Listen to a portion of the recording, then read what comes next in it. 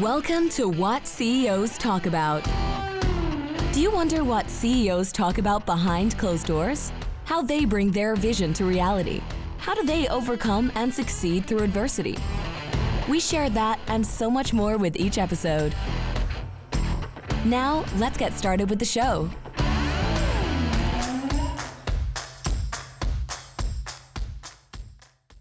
Hello, everybody. My name is Martin Hunter. I am the host of What CEOs Talk About, where we talk about translating strategy into frontline operations. Today, our guest is Lino Miani. Thank you for being on the show, Lino. Much appreciated. Thanks, Martin. He is the founder and CEO. Depends which business we're talking about. Yeah. So I'm the president of the Combat Diver Foundation. Yeah, president of Combat Diver Foundation. 3 years in the making. We're going to talk about a whole bunch of things. Here's something really interesting that we're trying to struggle to find about Lino. Lino, what's the one thing that people are going to listen to that know you go, oh shit, I didn't know about this about Lino? Yeah, well, as mentioned, I'm the president of the Combat Diver Foundation. It's a special operations-related nonprofit dedicated to historical preservation of the combat diver community. And as a combat diver, I spent a lot of time underwater and doing things around the water. But what people don't know about me is that I get seasick when I breathe compressed air. So I'm fine on a boat, no problem. If there's any kind of sea state after the dive, forget it. I'm a mess. Oh my goodness. That's so great to be around before the dive, but afterward, forget it. You know what? I did my diver's course and I did my stuff at we were air troop, and the one thing that I freaked out is when we did ice diving. So I did ice diving, and then your leash right from the hole to the got tangled in this huge piece of in Northern Ontario, out of all places. Like the bottoms of the lakes are a mess, right? And I'm pulling, and my regulator is free flowing because it's kind of too cold. Right. And I'm pulling on the rope, and I like wind up there, and I was like, all right. Then you look up, you can't see the whole of the ice. I was like, you know what? Screw this. Yeah. I'm not doing this. I mean, I did it. I passed everything, but I was like, oh shit, man, please don't make me do this I again. can relate. My first dive after dive school was in a cave, actually. Oh.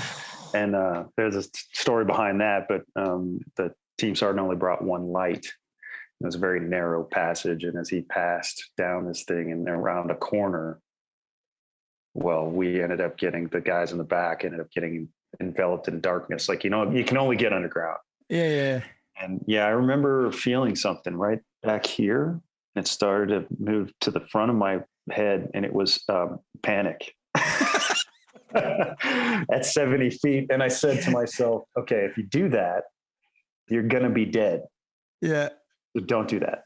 And it kind of went back to where it was supposed to be. And that was that. Got down to the bottom, and there were some choice words spoken underwater, which is possible, by the way. Oh yeah. For those who don't know, there's a lot of things that you can say underwater, and the eyes talk as well. So, with that said, I mean, I think there's going to be a lot of stories in this episode, folks. So, pay attention. There's going to be a good roller coaster ride. So, what's the title of the show, Lino? Well, I'd like to call this the Global Rolodex. And, we were kind of having a laugh before the show started that, some of our younger viewers, your younger viewers are going to say, what the hell is a Rolodex? It's a contact list. So it's a Global Rolodex. And I chose that title and because it's really what I've found myself providing as a service to those who want to hire me. And through my company, Navisio Global, which is my for-profit company, it's really just a way to mobilize my contact list and my resume to help people solve problems.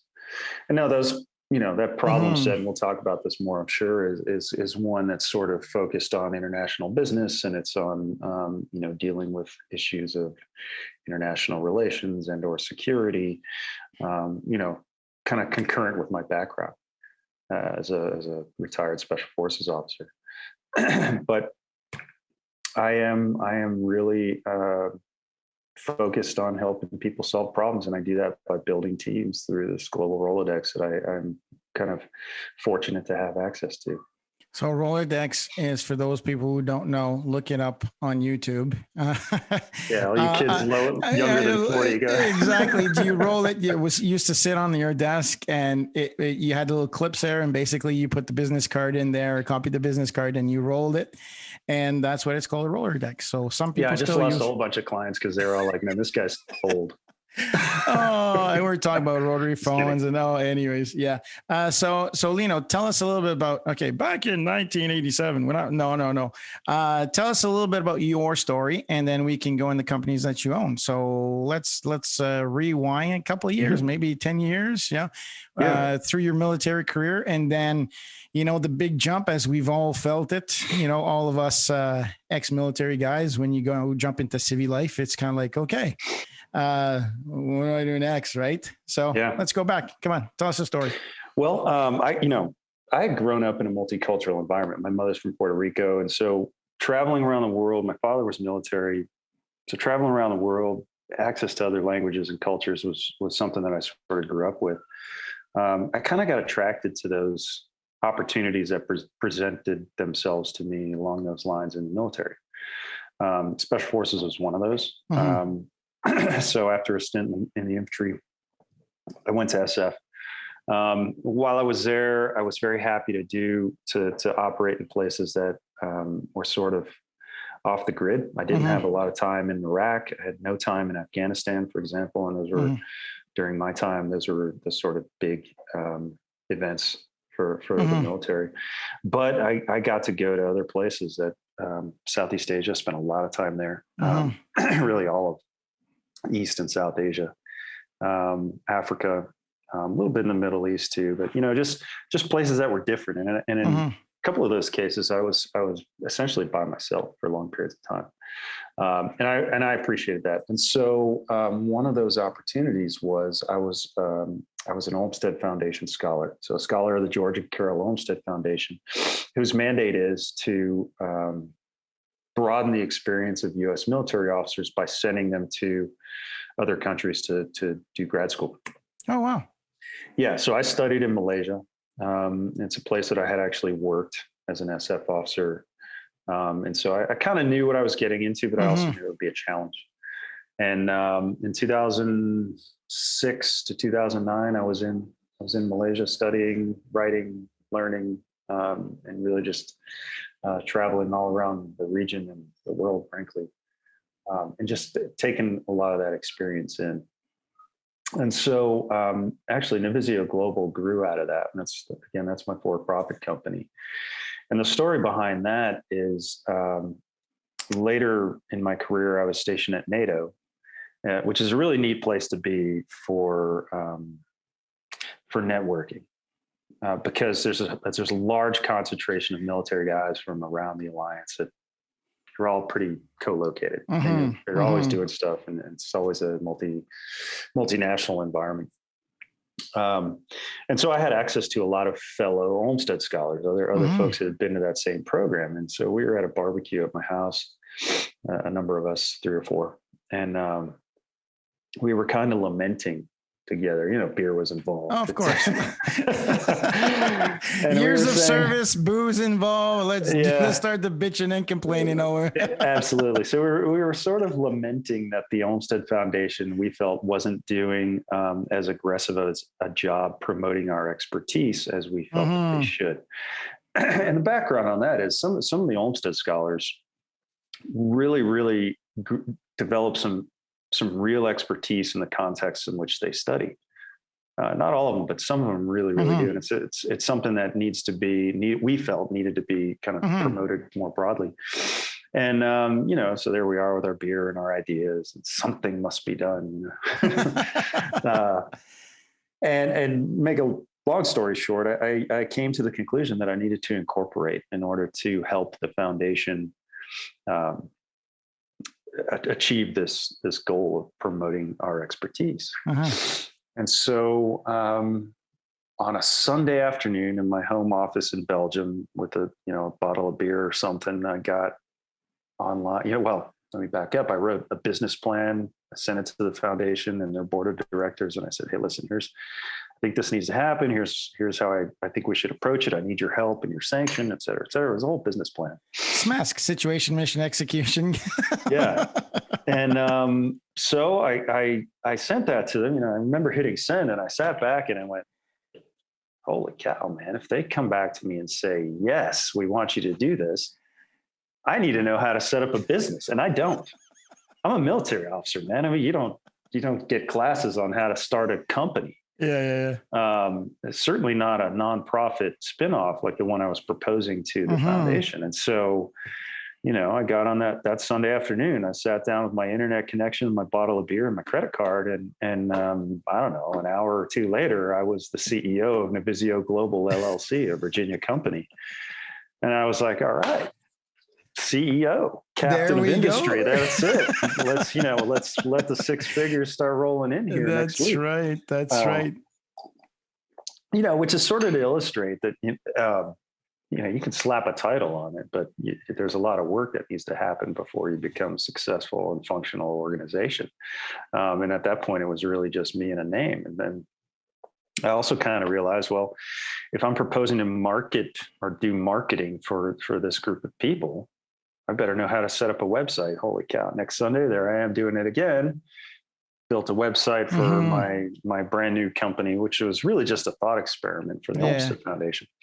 And I said, okay, I've got a website and a company. And right about that time, they came back to me and they said, thanks, but no thanks. We've got it. We're handling it. It's all good. We don't need your help, which they didn't, by the way. But I said, okay, well, I've got a company and a website. Let me, what do I know? Nothing to do with it. So let me hang out a shingle. And I had clients within a month or a week. I don't even remember. It was very, very rapidly, where a university came asking me to provide some expertise for a course that they were building.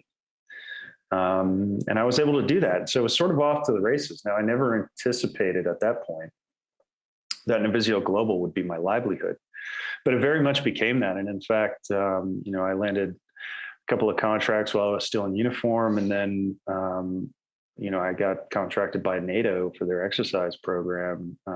Literally the first day I started working for them was the day I started my transition leave. Yeah. Wow. So, that's I mean, you've applied what, first of all, I want to bring it back to the CEO thing, right? Just because it says on the paper, there's too many people now that go, oh, I'm the CEO of this, I'm the CEO of that. Well, no, you're actually the founder, and that's okay. Because I mean, titles are not everything. I'm not a big believer in titles, but if you're going to slap or tattoo a title on your shoulder, you better stand behind it. When you say chief executive officer, means that you're the chief. You're the chief means that you're the chief of people. Executive, you have to do shit, right? Yeah. So there's decisions to be made, and officers, your name is on that piece of paper. So you're liable for the organization of the people within it.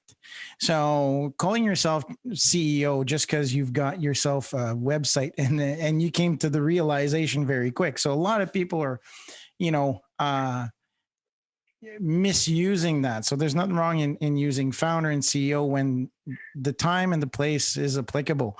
And that as an officer, I was a non-commissioned member. So there's a place for everybody, right? The officer, the NCM, the sergeant. I mean, you've got your roles and responsibilities, and it's important to validate your title with what you do on a day-to-day basis. That's number one. So thank you very much for saying that. There's too many people that funny you mention that, because I had at times thought about changing that for that reason, and it's important to sort of present yourself correctly, because it says something about what your organization does and is capable of doing. Agreed. How it's structured. At the time, one, I didn't really know, as I discussed, I didn't really know what that was, but also, there was a bit of aspiration involved. Yeah, of course. To that, through the years, I always just blew it off because it wasn't worth doing.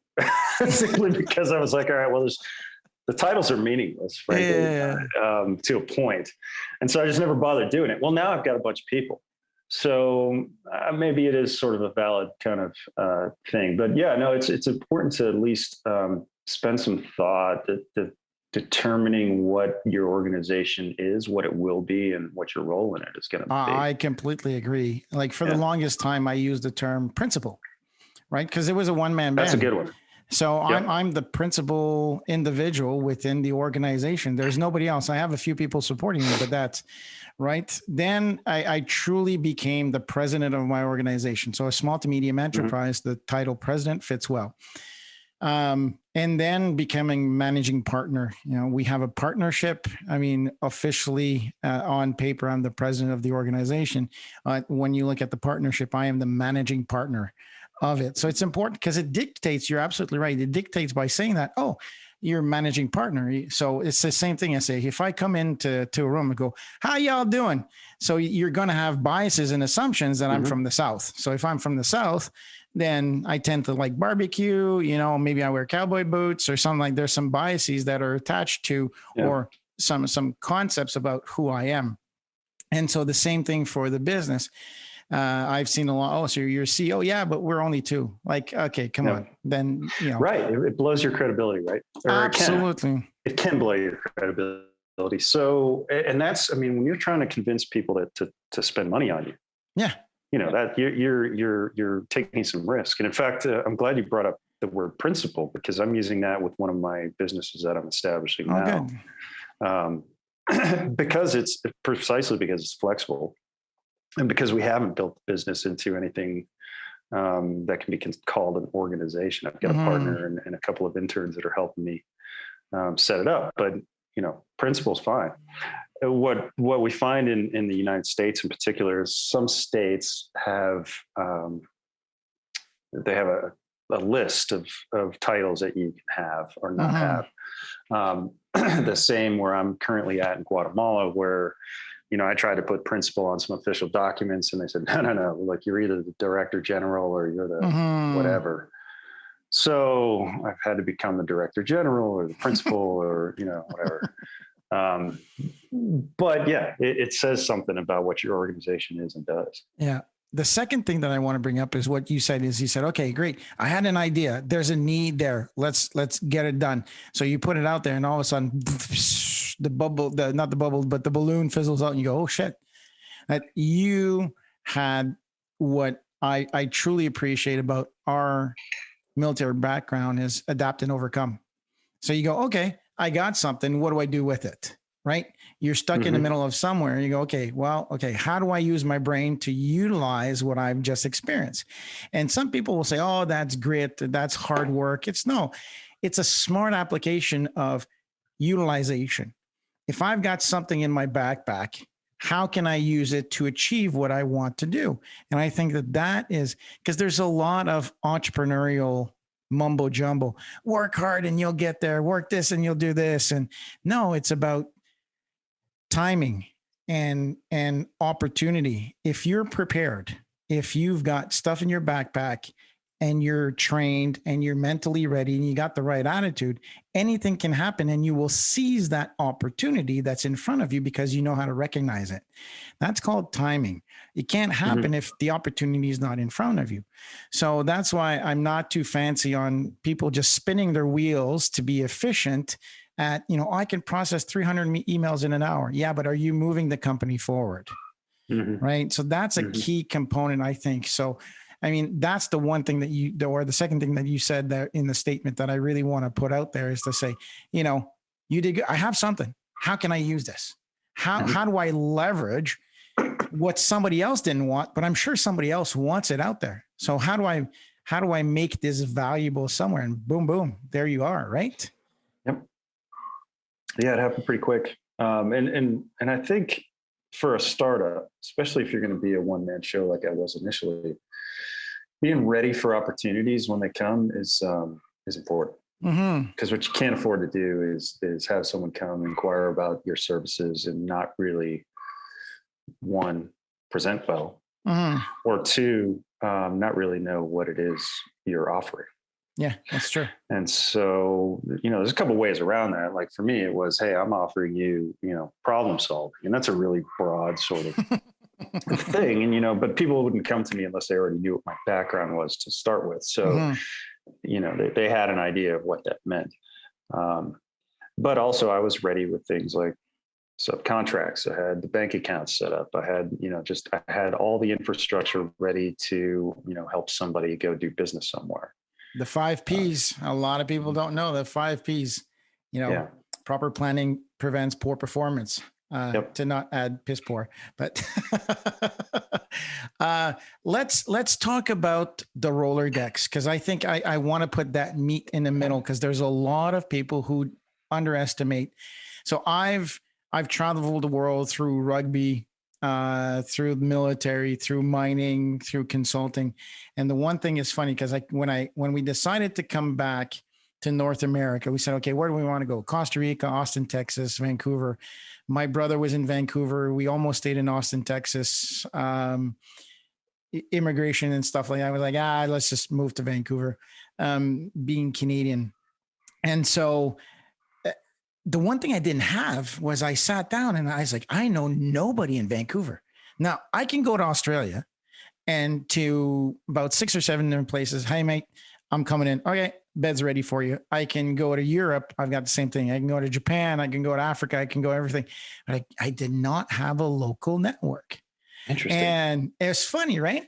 And I gave myself a mission. I'm giving myself 24 months to build the same level of Rolodex close as far away.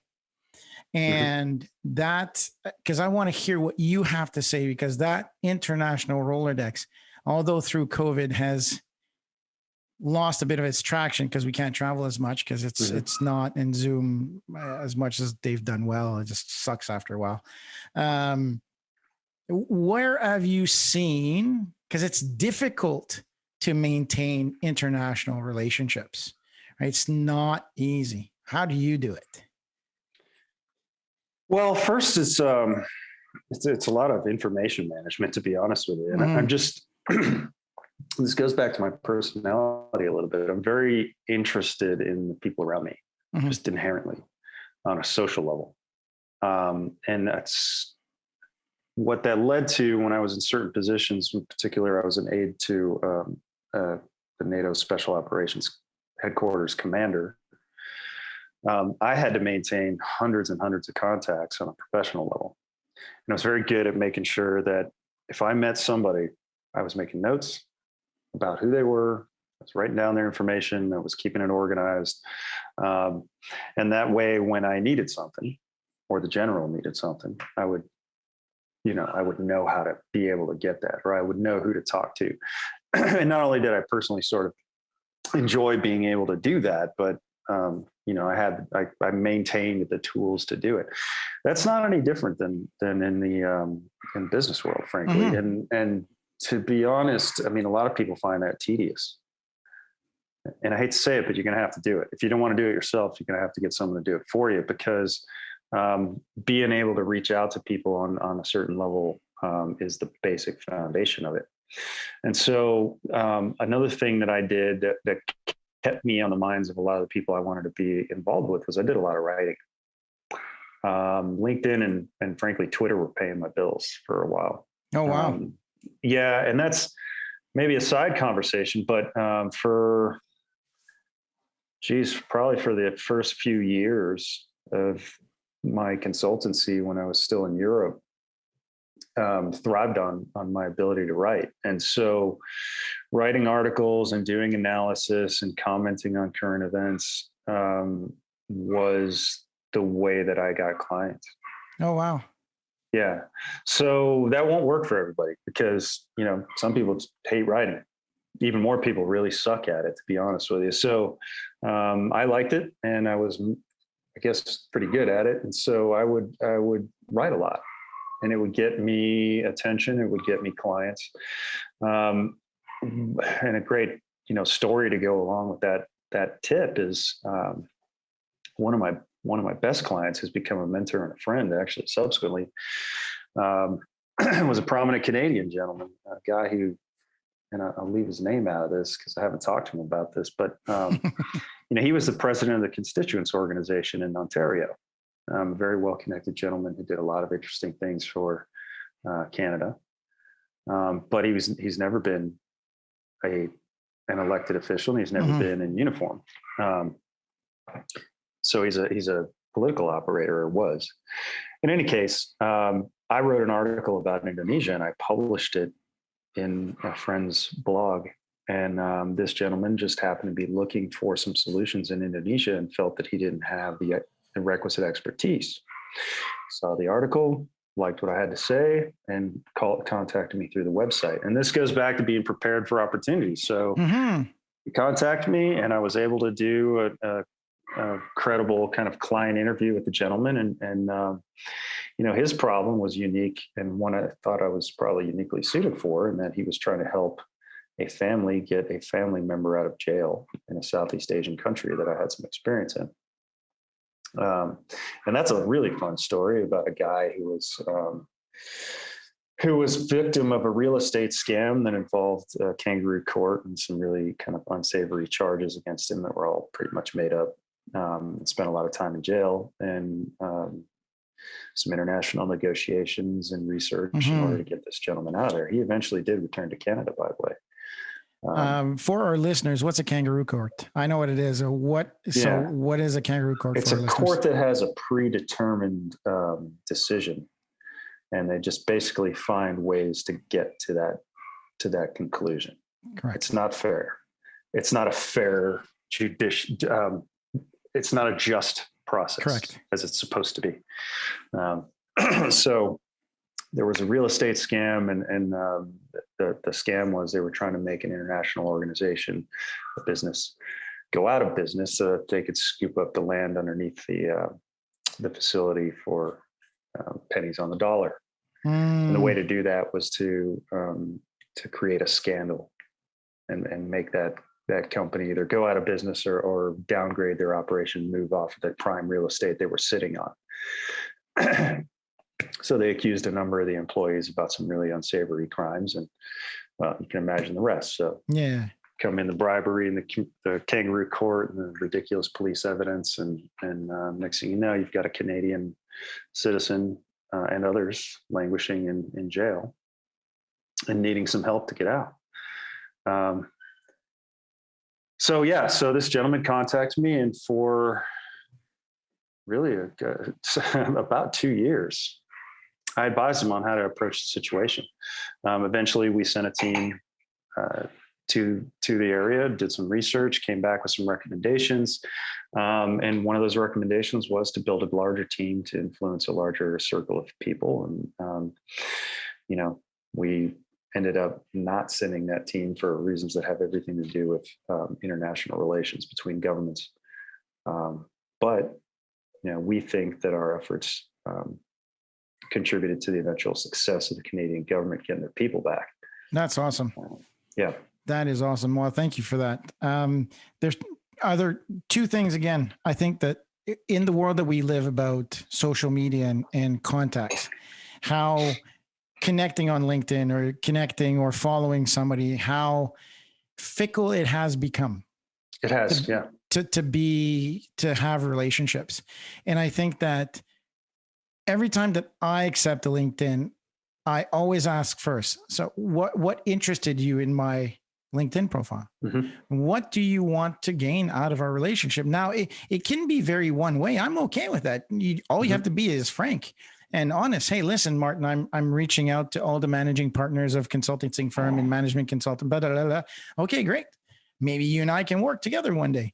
Sure. I think it's important to humanize these connections again, because that's number one. Number two is the effort that you build in your network, because your network is your moneymaker. Your network is what's going to get you there. So, for all you listeners and people who are watching, what Lino is saying is something that needs to be done on a betterment. What I mean by that is that if there's something that needs to change in the way that we operate today in building our relationships, is truly and honestly, when you say, hey, how you doing, is to really mean it and to listen.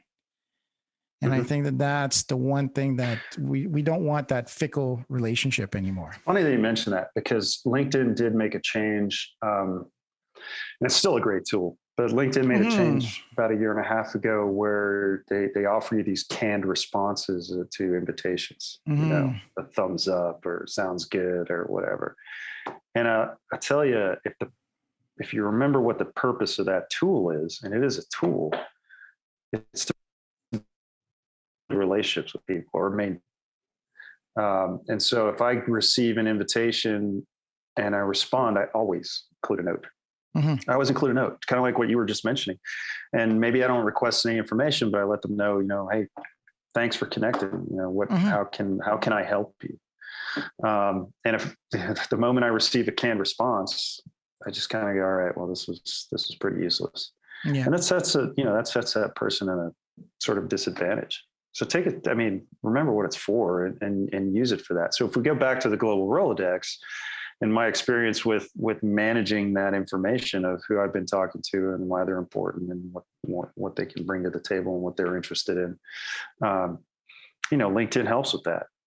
But if you just cheapen it into a canned Yeah. response of thumbs up or whatever, you're not getting any benefit out of it. Again, those tools were paying my bills. And I say that without any hesitation. They absolutely were. I had a number of clients and contracts come from work that I'd done and published or online or conversations that I'd had with people there. And that's still true today, frankly. A lot of it's turned into podcasts because that's, during pandemic times, they seem to have proliferated. But, I want to I don't want you to downplay your efforts there though. When you say the tool made money, when I buy a chainsaw and I leave it by the tree, it doesn't cut itself. Yeah, there's a little work that went into it. There's a lot of work because that brings item number 2 or lesson number 4 out of our conversation is give to get. Yep. And if you put the effort into giving without the expectation of receiving, you will always get back. And that's what you were doing. So you said, hey, listen, I think this information could be vital to somebody. And you're putting that information out and you're contributing to the general public knowledge. And somebody will attach to that.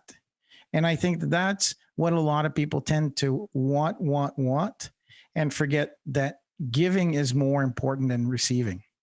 And human nature, regardless of how old we are, there's 2 things that are very important. Are we learning? Because we are curious creatures and we're always looking at improving ourselves, and our self-conscious always focuses up to say, wait, morality, call it spirituality. How do I become a better person day in, day out? That's most human beings think like that, right? Whether they realize it or not, I think that's true. Correct. They're trying to aspire to some set of principles that they have. Agreed. Now, some of these principles may be misaligned. Sure. I want to be rich. I want to have a whole bunch of money. They're always looking at improving something. Then the second component of it is a lot of human beings love nurturing, caring, and educating. It's in our DNA to pass on our knowledge for the betterment of the next generation. So with that being said, it is natural for people to want to give, to teach, to coach, to educate, to help other people and say, what do I have for knowledge that can help somebody else? And we do that with our families. We do that with our friends. We show up, you have to raise a barn, you have to dig a ditch. Somebody's crying, how can I help? That human nature is there. So it's important to realize that there's too many people think about, I want to give to get. I want to do my marketing so people hook into it, and just forget about it. Just do what you feel is right inside, I think is the key thing. And that's what you're just an amazing demonstration of that. You said, oh, I didn't have any effort, but yet you did it with clear and transparent energy and desire to help other people. And that pays back. There was a certain point when I looked at my business offering, my service that I was offering at Navisio Global, and I realized that it really was a Rolodex. And you can go to my website and you'll see there's a lot of verbiage on there about planning and about civ-mil coordination and about corporate information, et cetera, et cetera, et cetera. And we can provide all those. But at its heart, it's really just a way of me bringing together people with the right qualifications to the right place to help solve a problem. And so in order to sort of operationalize that, I created the Affiliate Network blog. So it's the company's blog, but what I was doing was inviting my colleagues who are also experts in their field, whatever they may be, to write about the things that were important to them. And the remit, it was anything important to global security and business, which is a huge, broad mandate. I mean, it could be anything from politics to military affairs to, economics, monetary policy, who knows? We've had all of it, transportation. And it thrived. And I was, at first, I was writing about 50% of the content, but 50% was written by other people. And at one point we were partners with some large public publications that we would share content, and some of our authors would go from the pages of the affiliate network, and they'd be published on these larger outlets. But it was really a way to advertise the expertise of people that I could bring to solve problems, so that it was then focused back on that global Rolodex of like, this is what you have access to through Navisio Global and through me. That has sort of died on the vine for reasons that have everything to do with competing priorities and some other administrative things. But we're going to revive it, I think, this year. I'm going to task a couple of interns to start building that back up. But it was a very useful thing, and so that was a way to bring in more clientele, and it did. It worked. So I've helped people in Indonesia, China, Aruba, the Philippines, Europe, South America, Central America. And a lot of that has come through the expertise of my colleagues writing it for the affiliate network. And Australia too, helps people there. It's the ability to, I'm always divided. I always look, and my spouse, Tracy, she always does everything that she can to buy local. All the time, she does as much as she can to buy local, to help people locally so that we can reduce emission and transportation. Yet, globalization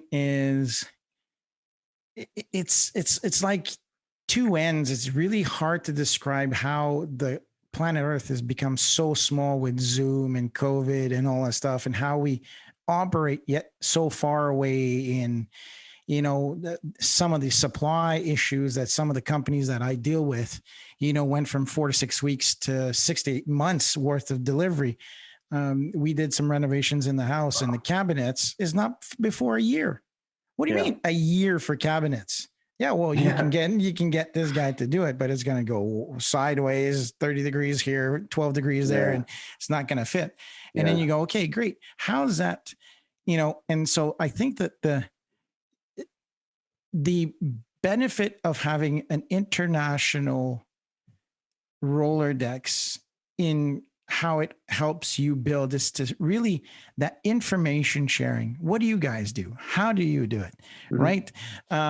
What's different about your area that's my area? How can we better improve the situation that this gentleman or this business is in, and compare notes instead of seeing it in a kind of, okay, how do I get that from there to here, to here, to here, to there, and logistics wise? I think it's just it's a different way of thinking than I've had for that through COVID, that I was like, this is something that we need to reinforce, is that having that global Rolodex of how do we help Italy from, California? How do we help California from, down in Guatemala? How do we connect the Philippines to, I don't know, the UK and look at best practices? And I think that's the way to operate 100%. The common, I think the common piece that's required in doing business outside of across an international border is you really have to have someone you trust. Oh yeah. Elsewhere. Everything else, you can find a way to invest in or spend money on to achieve, but you've got to have somebody there. And that's essentially what I was offering people. Was, look, if clients will call me and say, look, I want to set up a coal mine in Java. And I don't know how. And I will do a good faith sort of estimate on my ability to help. Mm-hmm. And I'll run through my Rolodex, find out who's got mining experience in Indonesia. And I do have people in my Rolodex that have mining experience in Indonesia, actually. And so, I would call them and I'd say, look, here's the problem. Do we have the tools, or what do we need? What expertise and skills and connections and money and investment do we need to sort of focus in order to get there? And sometimes I'll have to come back to the client and say, sorry, I don't know anybody in Albania. Can't really help you with that. But more often than not, I've got somebody that can know somebody else. Problem. Yeah. And so, it's not for, what I'm offering is not for everybody. If you want to go do business, in the town next door or in within your country, you're probably in a pretty good position to do that without me. But when you need to get somebody out of jail in Aruba, or if you need to set up that coal mine in Java, I'm your guy. So, so right now, one of the projects I'm working on is spinning off a drone security service in Guatemala. So we've got that set up, and it sort of falls under the establishment planning bullet on the Navisio Global sort of mandate. So we use Navisio Global, myself and a partner use Navisio Global as a tool to establish a company we're calling Arroweye in Guatemala. And very soon it will be the only certified, i.e. legal drone operator that does security services or provides security services probably in Central America. Oh, wow. Yeah. And so we're pretty excited about that. But it's caused me to learn a lot of stuff. We may need investors for that. Yeah. I've never had to deal with capital investments. And this is where we come in. No, right. It's funny because there's when you look at the problems that you solve, right? It's when you said problem solving, business is problem solving, right? Yeah. It's what specific problems are you solving for others, right? So that's the key thing. Their market consumption. When you look at human beings and the consumption, what are you trying to consume? And so we think about consumer packaged goods, you think of food. What is it that you are looking to consume? Well, hold on a second. I've got a business and I want to make sure that it's safe and secure. Okay, great. Mm-hmm. That's what you're consuming. You're consuming somebody who can, or the information that you need to be able to secure your location or your information. Same thing in business. People tend to forget. They tend to want to do everything by themselves. And I think you've got a great mindset in that to say, okay, well, I can do this. There's information on the website. Who do you know in your network that can be trusted to be able to do the things that you can't do? Or you have the fundamental knowledge, but you really need that expertise to be able to put there. And for us, it's at Urgio, it's very similar to what you've got. We've got a big Rolodex of, okay, we've got an M&A expert, merger and acquisition. We've got a private equity expert. We've got an agile expert in our network. We have a partnership, but we have project specialists that bring that network. So not very different than you. Yeah, no, it's very similar. Yeah. And so what problem do you have with your business? Limited engagement, long-term engagement. And so for people who are in business, one of our companies does plant-based foods. And so what are you trying to achieve? Oh, yeah, people want to eat more plant-based food, but ultimately, what are you serving? Well, I'm serving an audience of people who their problem is that they don't want to consume as much meat. Oh, that's the problem. You're not serving this plant-based protein. Really focus on what they're trying to consume, not just physically, but metaphysically. They're trying to say, okay, well, I want to consume less meat, therefore I need to consume more vegetables. Yeah, it's not the same thing as eating more plants. Yeah, exactly. Right. So tell us, we haven't spoken about Combat Diver Foundation, because I think it's very important to go from profit to nonprofit, and you wear both hats. It's very rare that you hear people that tend to go from profit to nonprofit to profit. They'll go profit a whole bunch of years and go, I've made millions of dollars. I'm going to build it on for profit. You just kind of went for profit. You saw an opportunity. Tell us about this opportunity of the foundation. Yeah, the Combat Diver Foundation. Well, the first thing I would tell you is a nonprofit organization is a business. Oh yeah, and it needs to run.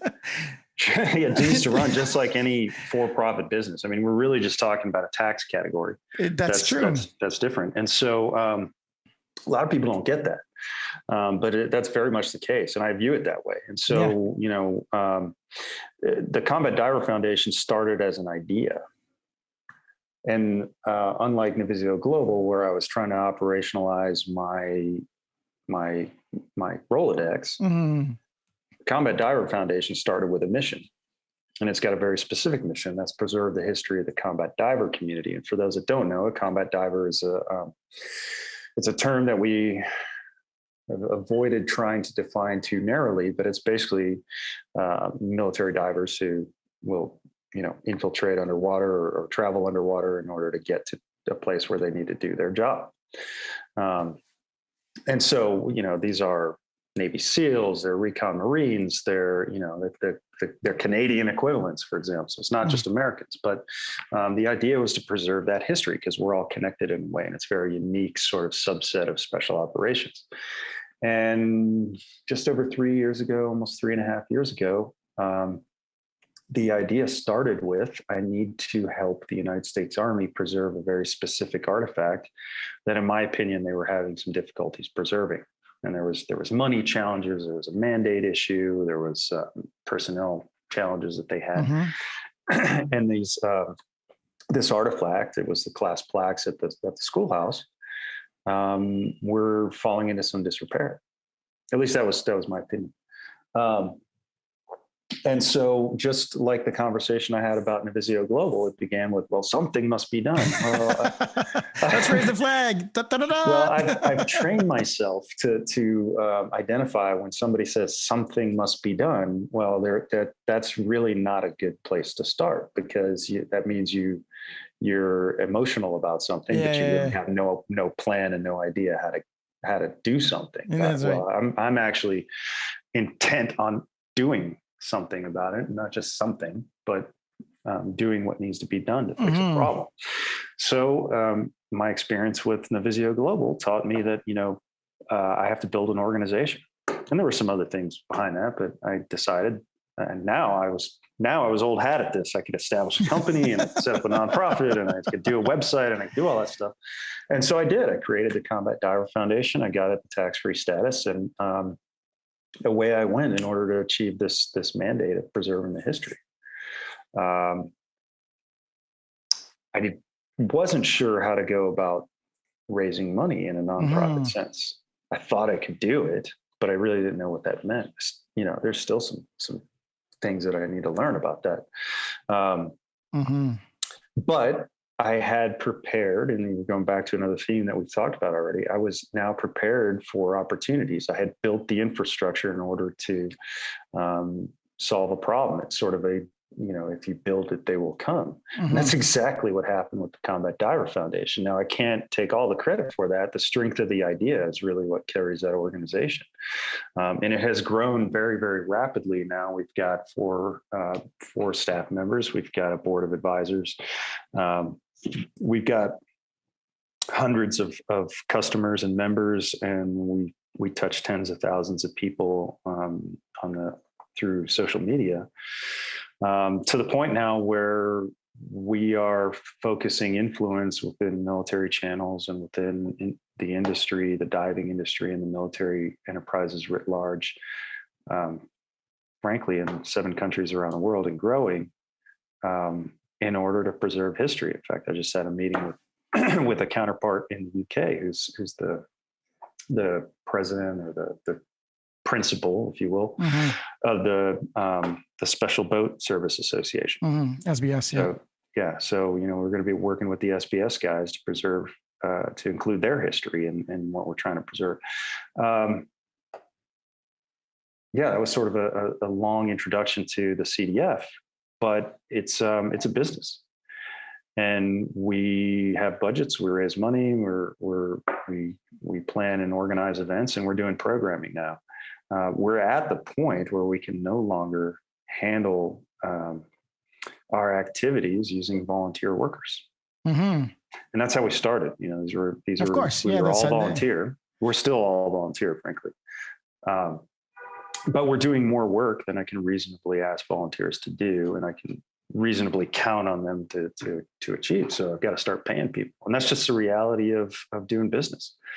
And so I'm constantly planning how to achieve certain goals. And so there's a strategy behind how we unveil our programs and our fundraising and how we message about what we're doing and what is the next step. And for me, that next step, frankly, is paying some stipends to the folks on the staff so we can, I can do a better job of supervising them, but also that, you know, they can be compensated for the amount of time and effort they're putting in.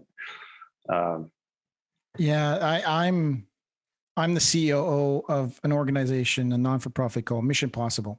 Yes, you are. Yep. Yeah. So the downtown east side of Vancouver is similar to Skid Row in California. That's fantastic that you're doing that. I've got similar visions for Guatemala City, frankly. And so for us, we have businesses. And so basically anybody that wants to get back on track, or on track, who's never had a job and wants to have a job and just feels the need to do that. There's two components. We coach those people back, but we also have the opportunity to employ them into market entry jobs, right? So more trades, more trash collection, more, at least food services. It gets them used to having some type of work ethic. Right.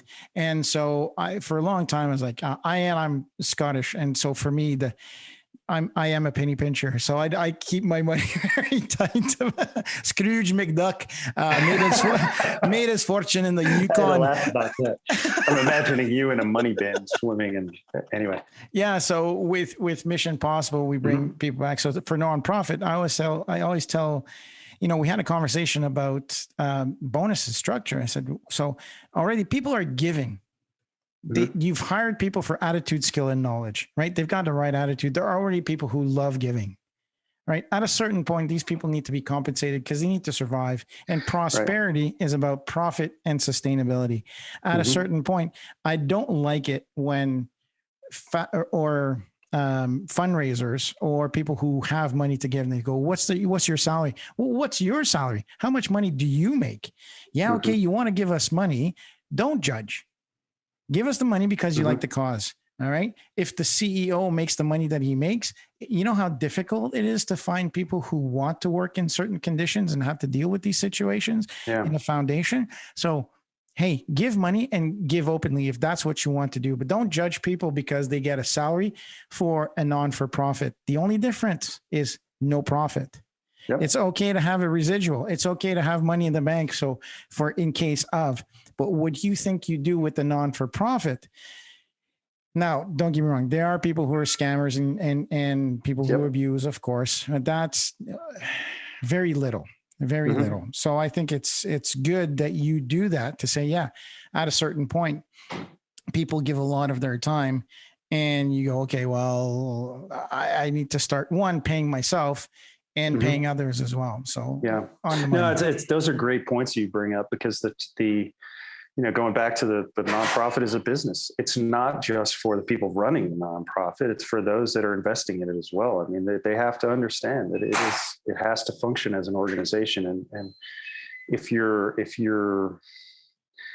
visions for that organization that you're thinking about investing in are big and important and necessary for something that you believe in investing in or donating money to, you have to expect that the people there are being well compensated, because otherwise you're just not going to get a great result.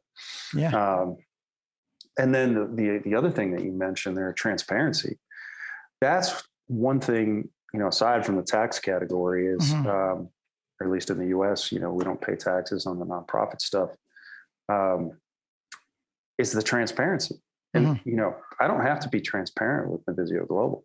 That's other than the narrow confines of the law and taxes and whatever. But I don't have to tell people, show them my books, just display it on the website to make them feel comfortable about doing business with me. No, but in the nonprofit world, you absolutely do need to do that. And in some cases, that's regulation, at least in the States. So, yeah, I take the transparency very, very seriously. And, if you go to the Combat Diver webpage, you will find all of our annual reports. You'll find all of our tax submissions. And all of that stuff can be cross-checked with public information. And I think that's, it almost comes full circle in regards to donors and transparency. And when you look at building that Rolodex is built on honesty and transparency. Yep. Right. When you call Jimmy out of Australia, that Jimmy knows that he can return that phone call for anything. Yep. And that's the foundational value that I think should be attached. And I think that you represent well in that global Rolodex, right? When you think about it, you go, okay, it's hard for people who don't, I think rugby is lived in the military. There, a lot of people don't understand this, but the oxytocin, which is the hug chemical in your body, it takes a lot of time to build and all of that. And what people don't realize is that working hard and playing hard and living in confined quarters and being close to death and being together all the time builds up that oxytocin in military. And that's why we have this attachment regardless. I mean, Lino and I have never met before, yet I know that I can trust him because he's lived similar experiences and knows the fundamental trust that you have to have in those situations. And if I'm going to say something and I'm honest and transparent, he knows that I mean it, and vice versa. So same thing happens in football, in rugby. That's why you can go from rugby club to rugby club, because the high intensity impact, kind of high risk area, and also the rewards of celebrating victories and losses together are built through oxytocin.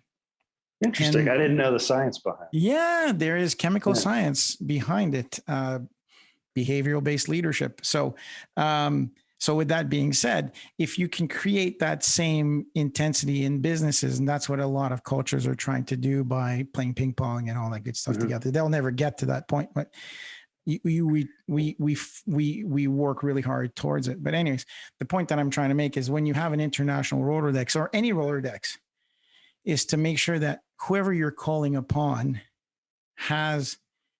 you've demonstrated that trust and transparency with them.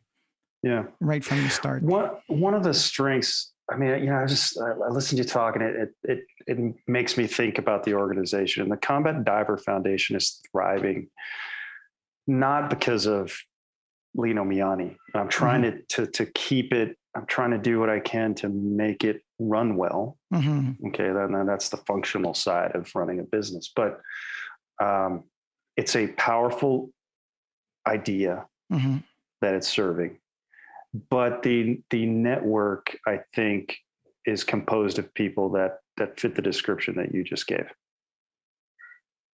They trust each other. They know how to communicate. You add in the transparency and the professionalism with which the Combat Diver Foundation presents its activities, and it's a really powerful combination. To the point now where I'm actually, and you may have picked up on this a little bit, my biggest concerns about CDF are not that we're going to be able to achieve our goals. We will. And I've got big ideas for building a museum to house the artifacts of the history. That's going to be an expensive endeavor. Not worried about that. I'm worried about managing the growth without wasting too much time and energy and money. And yeah, we're growing explosively, and it's a good problem to have, of course. But I find myself thinking about things like, how am I going to pay people? At what point do we need to take on no kidding employees? What are the tax implications of things like that? How do we ensure that if I get hit by a bus tomorrow, that the organization can continue meeting its goals? Because right now I'm not confident that we could do that. We had come full circle. I strongly believe that in saying, when we first started, that little panic that crept up, is something that everybody who's a member of the Combat Diver Foundation can share.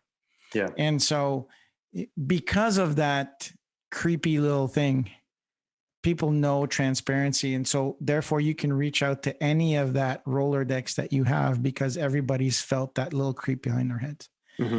And I think that trust and transparency is how it applies to CEO here. And this is what I want to kind of close with, is to say, how do you build trust with your clients and your service providers?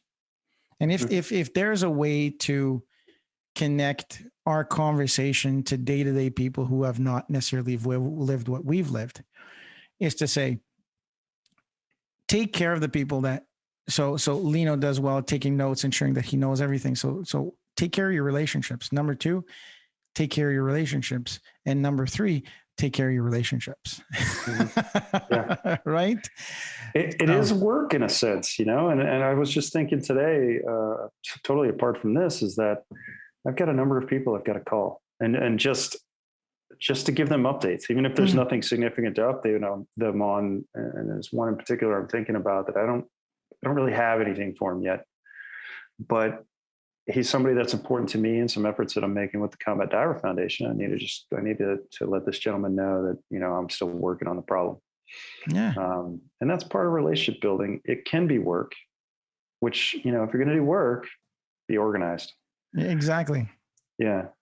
So, it's a common theme across the businesses that I run. And I think managing trust and managing relationships comes back to being professional, being honest,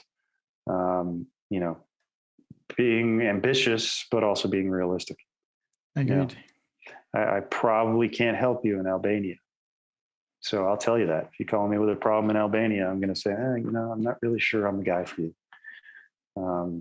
I might be able to refer you to somebody, but that's another thing. I mean, honesty is care, in my opinion. When you're honest with somebody, you actually truly and honestly care about somebody. Mm-hmm. So when you're telling the truth to somebody, you honestly care about, because it is hard or difficult, and it's not necessarily the outcome that person wants. But when you, I'll give you a great, very short story about how that can pay for you. So I did a podcast a few months back, and I almost always get kind of client inquiries after these events. And so I got a call from a gentleman in Spain, and he said, Lino, I've got a problem, and it's probably too silly for you, but I want to present it to you. And I said, look, let me know what it is. I'm not going to judge you on the quality of your problem. I will let you know if I can help you with it or not. And without revealing too much about this gentleman's personal business, he had a security problem at his residence in Barcelona. And it wasn't that someone was threatening or whatever. It was more of a public nuisance kind of an issue. And he said, look, I don't really know how to deal with this. Can you help me? I said, well, what I can't do, if in case this is what you're thinking, I can't send some guy over there to knock heads together and deter these people from being a nuisance. No, that's not what we're into. But what I can do is send the right person with the right expertise that can talk to the police, that can talk to the property managers, that can talk to the city managers that may have a stake in solving these kinds of problems. And so we investigated how, I went through my Rolodex, just like I do. I found the right guy. He was able and willing and local and all that. And, we put together a subcontract and plan, and I presented it to the gentleman. He said, well, I don't really know if I want to take those steps. The client didn't really know what he wanted. Mm-hmm. And so the plan and the project went from something this large to something slightly smaller. Every time I talked to him, he said, I'm feeling that I don't really need this. I don't really need that. And, it's really not that bad of an issue. And I don't want to spend, however many thousands of dollars to resolve this. And at the end of the day, he said, look, I think I can manage it at my level. But for your time, I want to, just leave you with the deposit that I paid, because I value you helping me think through this problem. And I was happy with that. I didn't need to pressure him. I presented him the options. I said, here's the options. Here's what they're going to cost. Here's the maximal option, so minimal one, and he appreciated that. And I appreciated that he, left me with $500, which, is not a huge amount of money, but it was kind of worth my time to sort of do that thought experiment with the guy. And that's a good thing. Getting a retainer before doing work, that's always a good thing. That's always a suggest. Well, and the funny thing about it was I was just in the process of doing the feasibility assessment with him. I really hadn't done any work at that point other than make some phone calls and do some basic research on the situation. So it was worth it. And I, kind of appreciated that. If his problem grows, he'll probably call me and I'll help him. I've got the guy. Except Albania. Yeah, well, not in Albania. He's in Barcelona. That's a different thing. Oh, yeah. With that said, Lino, thank you very, very much for such a wonderful conversation. It was absolutely fabulous, putting the meat in the middle of having a Rolodex. And ultimately, we came up to really maintaining a relationship and demonstrating trust and back. Did you have fun? I did. Yeah. No, I enjoyed talking to you anyway. That's like you said, we've got some shared backgrounds and some cool stories to share. And I always like the podcast where I can do a back and forth conversation with the host. Yeah.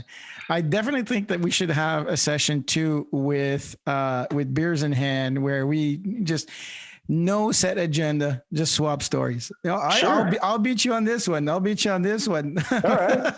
Those are my favorite because I can just tell you some crazy stories about camels and guns and submarines. Oh, and yeah. And I can talk to you about centipedes and spiders. Yeah.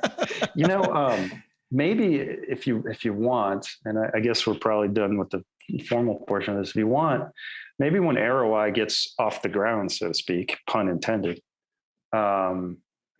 myself and my colleague Phil, who's my partner, can come on and do a similar show. You want to do another episode? Absolutely.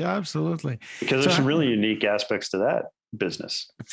For sure. I'm open to anything. Like I said, I want to make sure that we give the editors the right time because we need to say a couple of things. So there'd be no urgency on the Yeah. So how do people get a hold of you, Lino?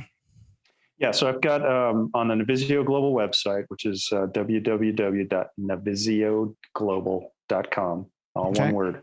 There's a contact block. They can contact me directly through that. I'm on LinkedIn. You can find me by my name, Lino Miani. There are two of us. My father is also on LinkedIn as Lino Miani. I'm good looking and he's not. So just the one with all the hair, that's me. That's awesome. Oh, fabulous. Thank you very much. Thanks for being on the show. It was a fun back and forth. Appreciate it. Yeah, likewise. With that said, everybody, thank you very much for listening. My name is Martin Hunter. I'm the host of What CEOs Talk About, where we translate strategy into frontline operations. Now I don't forget anymore. Please subscribe, and hit the bell or whatever the social team tells me to do. But anyways, you guys get the point. I say this every time. So thank you very much. Have a wonderful day. Thanks for tuning in to What CEOs Talk About. Make sure to click subscribe to get notified about future episodes, or check us out at www.whatceostalkabout.com.